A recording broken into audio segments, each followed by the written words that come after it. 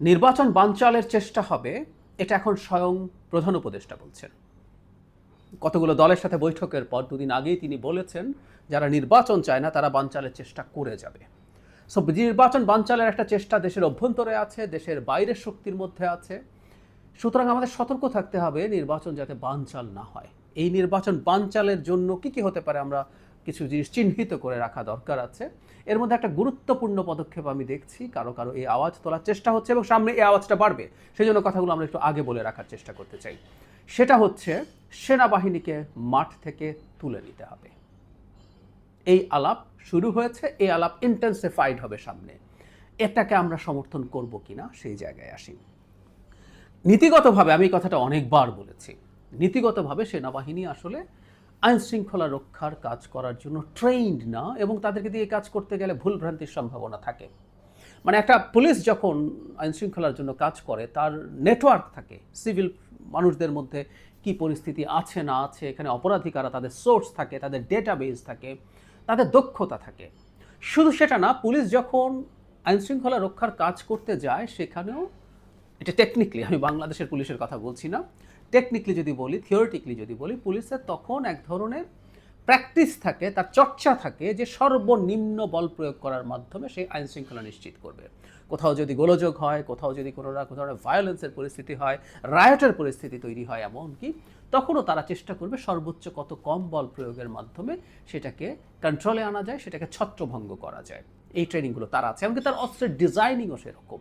তার হাতে লাঠি থাকার কথা, বাংলাদেশে লাঠিওয়ালা পুলিশ দেখা যায় না।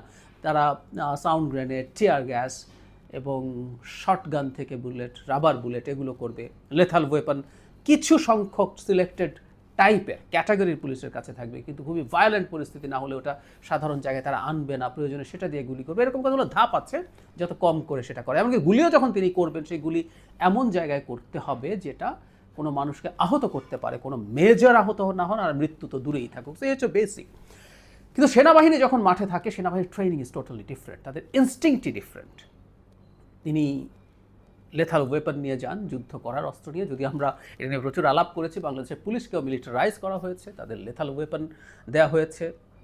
মানে যে অস্ত্র মানে সেনাবাহিনী ব্যবহার করতো সেই রাইফেল, এসকেএস টাইপ 56 রাইফেল তারা ব্যবহার করতেন। 7.62 বুলেটের কথা এসছে, এগুলো ওই রাইফেলে ইউজ করা হয়। মাথায় গুলি করা হয়েছে শেখ হাসিনার সময়। কিন্তু সেনাবাহিনী তো ওগুলোই, বা ইনফ্যাক্ট তারাও টাইপ 8 এখন একটা, মানে বিডি টাইপ 8 একটা অটোমেটিক রাইফেল তারা ব্যবহার করেন। তো এগুলো সব যুদ্ধের অস্ত্র, তারা যুদ্ধের জন্য ট্রেইন। আমি রাস্তায় যখন সেনাবাহিনী দেখি তারা সেই যুদ্ধের অস্ত্র নিয়েই মাঠে আছেন, রাস্তায় আছেন। ফলে এই ধরনের কাজ করতে তারা আসলে ঠিক প্রস্তুত নন, কাজ করতে ঠিক ট্রেইন নন। আমরা এইভাবে বলি, এটা এটা একটা ভিন্ন জিনিস। আমরা এই সেনাবাহিনীকে আমরা আসলে প্রস্তুত করি, ট্রেনিং দেই, তারা যুদ্ধ করবেন শত্রু দেশের সাথে। সুতরাং সেখানে তার অস্ত্র তিনি এমনভাবে ব্যবহার করবেন যেটা দিয়ে সর্বোচ্চ ক্যাজুয়ালিটি নিশ্চিত করা যায়। এটাই তার ট্রেনিং, এটাই তার ইনস্টিংক্ট। তিনি বন্দুক তুলবেন যখন, তার বন্দুকের নলটা অটোমেটিকলি বুকে মাথার দিকে যাবে, এটাই নিয়ম এবং এটাই হওয়া উচিত, নাহলে উনি সেনাবাহিনী নন। একই সাথে তিনি যখন আইনশৃঙ্খলা রক্ষা করতে আসছেন, ওই নেটওয়ার্কিং নেই যেটা বছরের পর বছর, দশকের পর দশক পুলিশ তৈরি করেছে, সেই ডেটাবেস, সেই ধরনের এক্সপার্টিজ। সো তাত্ত্বিকভাবে আমার মানতে কোনো দ্বিধা নেই, সেনাবাহিনী দিয়ে আইনশৃঙ্খলা রক্ষা করার কাজটা ঠিকমতো করা যায় না, কোনো সন্দেহ নেই। কিন্তু 5 আগস্ট পরবর্তী সময়ে আমি নিজেও সেনাবাহিনী ডিপ্লয়মেন্টের আগে বারবার সেনাবাহিনী ডিপ্লয়মেন্টের কথা বলছিলাম সারা দেশে, কারণ তখন পুলিশ পালিয়ে চলে গিয়েছিল। বাংলাদেশ এক অভাবনীয় সিচুয়েশনে পড়েছে, যেটা প্রচুর বহু দেশে স্বৈরাচারের পতন দেখে।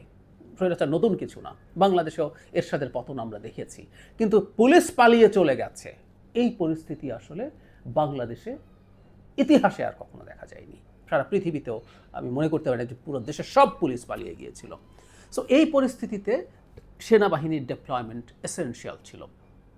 সুতরাং সেনাবাহিনী মাঠে এসছে, তাদেরকে ম্যাজিস্ট্রেসি পাওয়ার দেওয়া হয়েছে, তারা তার মানে নিজে থেকেই মানে অপরাধ এবং সিচুয়েশনে কগনিজেন্সে নিতে পারবে, নিজেদের মতো করে ডিসাইড করতে পারবে। তারপরে যদিও গ্রেফতারের পর সব কিছু তারা এরপর বেসামরিক যে প্রশাসন আছে, পুলিশ আছে, তার কাছে হস্তান্তর করবেন, তারপর বিচারে যাবে, সেগুলো ঠিক আছে। সো এই কারণেই সেনাবাহিনী মাঠে আছে, এবং সেনাবাহিনীর ম্যাজিস্ট্রেসি পাওয়ার নিয়ে মাঠে থাকার পরও আইন শৃঙ্খলার ক্ষেত্রে যে খুব ভালো পারফরমেন্স হয়েছে, নট নেসেসারিলি, এটার সমালোচনা আমরা করেছিলাম যে এই পাওয়ার নিয়ে থাকার পরও যদি না হয়, এটা দিনের শেষে সেনাবাহিনীর খানিকটা বদনাম তৈরি তো করবেই। কিন্তু এখন যে প্রবণতাটা হয়েছে, কোথাও কোথাও সেনাবাহিনী যখনই আমাদের স্বাভাবিক পারসেপশনে, এবং আমার নিজেরও মনে হয় কখনো কখনো তারা ঠিকভাবে পারফর্ম করছে না, আমরা দুটো তিনটে ঘটনা বলি, সেটার প্রেক্ষাপটে এখন এই আহ্বান সামনে এসছে এবং এই কারণে আমার মনে হয় সামনে এই ঘটনাগুলো ঘটবে। নুরুল হক নূরের উপরে যে আক্রমণ হয়েছে, হামলা হয়েছে, আমরা সবাই এটাকে, আমি নিজেও স্ট্রংলি কন্ডেম করেছি। কোনো পরিস্থিতিতে কোনো প্রেক্ষাপটে এই রকম হামলা হতে পারে না। ওখানে পুলিশ এবং সেনাবাহিনীর দুপক্ষই হামলা করেছে, কিন্তু মজার ব্যাপার, পুলিশ বাতিল করে দাও, পুলিশ তুলে ফেলো, পুলিশকে মাঠে নামিও না বলা হচ্ছে না, বলা হচ্ছে এরপরে একটা গ্রুপ সেনাবাহিনী ব্যারাকে ফিরে যাওয়া আলাপ তুলল।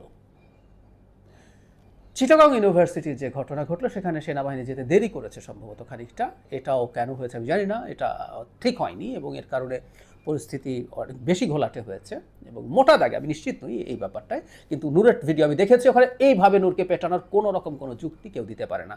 তাদেরকে প্রভোক করা হতে পারে, তাদের গায়ে ভেতর থেকে কেউ কোনো এজেন্ট প্রভোকেটিয়ার থাকতে পারে, তারা হামলা করতে পারে, ঢিল মারতে পারে, হোয়াট এভার ইট ইজ, ফিরে এসে এটা করা যায় না। সর্বোচ্চ যে বললাম, নূর রিচে ছিল, তাকে গ্রেফতার করা যেতে পারত। যাই হোক, চিটাগং ইউনিভার্সিটির ঘটনার পর একই আলাপ যে তুমি যদি কাজেই না লাগো তুমি থাকো কেন, সেনাবাহিনী ব্যারাকে ফিরে যাও। সর্বশেষ একটা গার্মেন্ট কর্মী সেনাবাহিনীগুলিতে নিহত হয়েছেন, এরকম একটা নিউজ মূলত ফেসবুকে বেশি এসছে, এটা মেন স্ট্রিমে খুব বেশি দেখা যায়নি। ওটার পর একই ধরনের আলাপ করা হয়েছে যে সেনাবাহিনী ব্যারাকে ফিরে যাও, তাদেরকে নিয়ে যাওয়া হোক। সেনাবাহিনী ব্যারাকে ফিরে যাওয়া উচিত। আসলে আমরা খেয়াল করেছি সেনা প্রধান এই কথাটা বারবার বলেছেন, তিনি নির্বাচনটাকে দ্রুত করার পেছনে তার যে ব্যক্তিগত স্বার্থ সেটা হচ্ছে খুবই সঠিক। একটা সেনাপ্রধান তিনি তার বাহিনীর পেশাগত মানদণ্ডের, বাহিনীর ডেটারিয়েশন নিয়ে ঝুঁকি বোধ করছেন। যে সেনাবাহিনী রাস্তায় আছেন তাকে যে কাজটা করতে হয়, তাকে কিন্তু আমরা সারাক্ষণ, যিনি যুদ্ধ করবে তাকে সারাক্ষণ আমি যুদ্ধের ট্রেনিংয়ে রাখবো, যুদ্ধের চিন্তায় রাখবো, তার মাথায় যুদ্ধই থাকবে। কিন্তু তিনি যখন রাস্তায় আছেন, তিনি যখন ট্রাফিক কন্ট্রোল করছেন, তিনি যখন অন্যান্য আইনশৃঙ্খলা পরিস্থিতি নিয়ন্ত্রণ করছেন, তার মধ্যে পুলিশের চরিত্রে ঢুকে পড়ার সম্ভাবনা থাকে। এটা তার ট্রেনিংয়ের জন্য ঝুঁকিপূর্ণ। শুধু সেটা না, তিনি যখন এইভাবে মাঠে থাকেন, এই বেসামরিক প্রশাসনের ক্ষেত্রে কাজ করেন, এখানে অনিয়ম দুর্নীতি আছে এবং তাতে জড়িয়ে পড়ার সম্ভাবনা তৈরি হয় এবং সেটা হয়েছে অনেক ক্ষেত্রে। সুতরাং এইটাও মারাত্মক ক্ষতি একটা পেশাদার বাহিনীর জন্য। শেখ হাসিনার সময় এই বাহিনীটাকে এমনিতেই প্রচুর ক্ষতিগ্রস্ত করা হয়েছে, এখন যত বেশি দিন যাবে তত বেশি ক্ষতিগ্রস্ত হবে এবং সেনাপ্রধান এই কথাটাই বলেছিলেন। সেজন্য তিনি নির্বাচনটা অ্যাজ আর্লি অ্যাজ পসিবলের কথা বলছিলেন, ডিসেম্বরের কথা স্পেসিফিকলিও বলেছিলেন, তার উদ্দেশ্য ছিল এটা, আমরা বুঝতে পারি।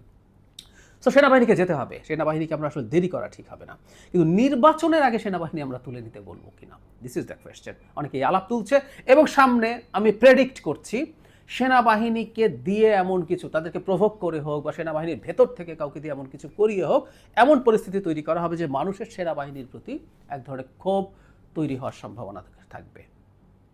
আমি বলে রাখছি, এটা না হলে সবচেয়ে ভালো, কিন্তু আমি প্রায় বলি যে খুব অল্প সম্ভাবনা থাকলে আমরা এই কথাগুলো এখন বলে রাখতে হবে, কারণ বাংলাদেশ তার ইতিহাসের সবচেয়ে টার্ময়েলের একটা টাইম পার করছে। এটা যদি আমরা ঠিকঠাক মতো করতে না পারি, আমাদের কপালে ভয়ঙ্কর খারাপই আছে, কোনো সন্দেহ নেই।